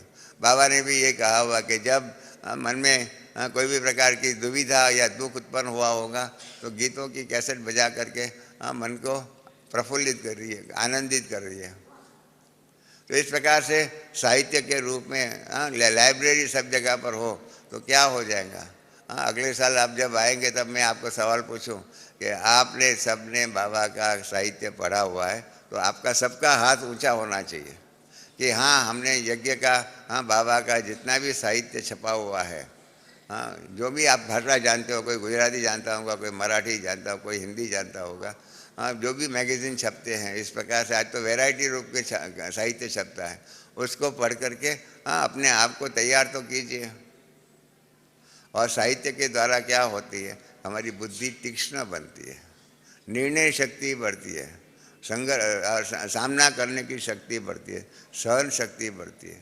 ये सब शक्तियाँ तब बढ़ेंगी जब इस प्रकार का हमारा पुरुषार्थ होगा। तो इसलिए आप सोचिए कि हमको अपना पुरुषार्थ की गति और उसको तीव्र बनानी है या नहीं, हमको अपना श्रेष्ठ पद प्राप्त करना है या नहीं। नहीं तो क्या हो जाएगा, बाबा के बनने के बाद भी साधारण प्रजा बने तो उसमें प्राप्ति क्या हुई? क्या इसी पुरुषार्थ के आधार पर कहीं विश्व महाराजन बनेंगे, विश्व महारानी बनेंगे, और कई ऐसे भी होंगे जो साधारण प्रजा का प्रजा पर ही रहेंगे। मेरा इसलिए आप सबको निवेदन है कि साधारण प्रजा बनना तो बहुत आसान है, परंतु उसके बदले में श्रेष्ठ पद, साहूकार क्या, साहूकार से ऊपर दैवी परिवार जो राजाई परिवार है उसके सदस्य बनो, उसके भी आगे सिंहासन के अधिकारी बनो, तो वो प्राप्ति है। तो ऐसी प्राप्ति के लिए लायक पुरुषार्थ करो, यही हमारी आप सबको नम्र विनंती है। ओम शांति।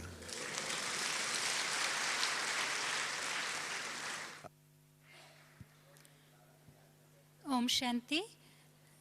आपको बहुत बहुत आभार, धन्यवाद। वैसे तो हम शब्दों में आभार प्रकट नहीं कर सकते।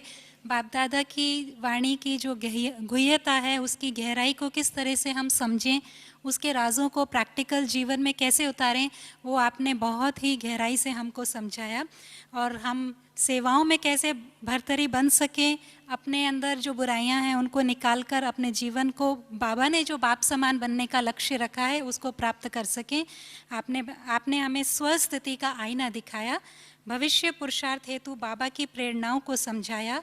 शब्दों से आभार प्रकट करना संभव नहीं, शब्दों से आभार प्रकट करना संभव नहीं। आपने ज्ञान युक्त अनुभवों से जो हमको आज सजाया। धन्यवाद।